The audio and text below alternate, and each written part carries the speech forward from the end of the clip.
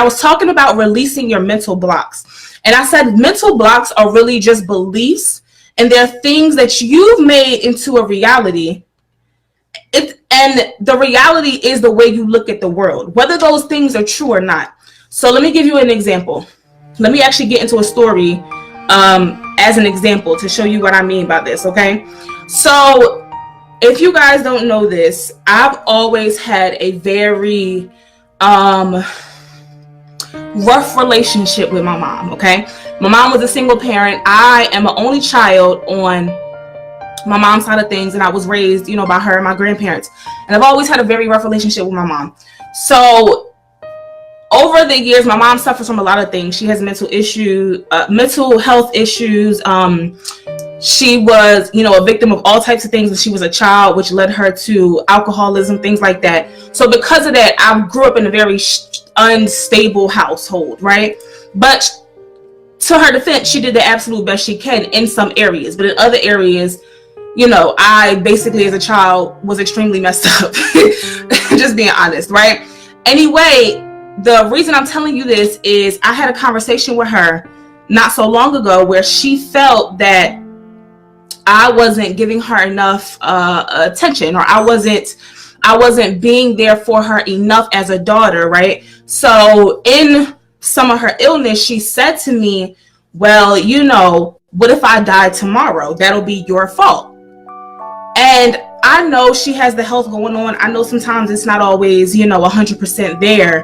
But that really bothered me, right? Like, it seriously bothered me. And this happened like not too long ago.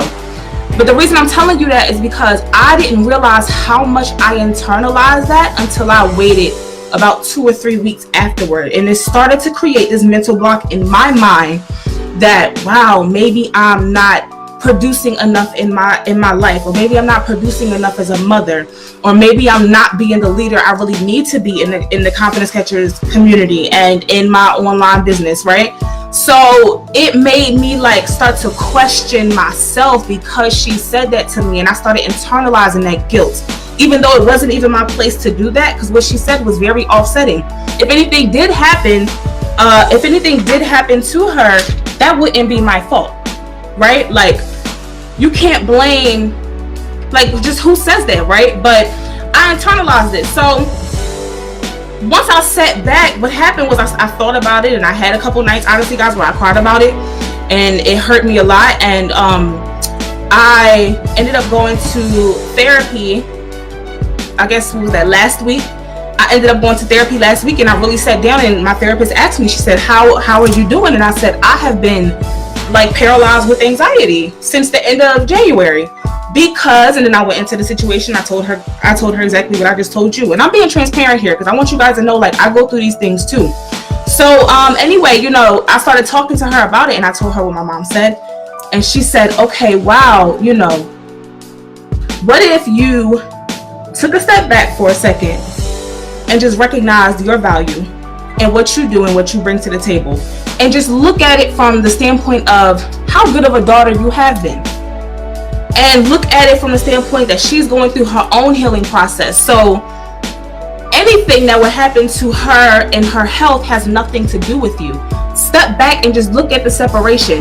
That thing that she said was your fault, and that thing you feel like you have guilt over, and the reality of you having anything to do with that outcome is really non-existent. There's no parallel, there's no connection to what I do and her health, right? So once she said that to me, I was like, wow, duh, right? Duh, but it makes a lot of sense. If I sit back and I look and I say to myself, okay, I am taking action and I am producing results, and I don't have to verify or justify myself or turn what she said into a belief and a mental block and allow it to become the way I look at the world, when it's not. There's no correlation between the two.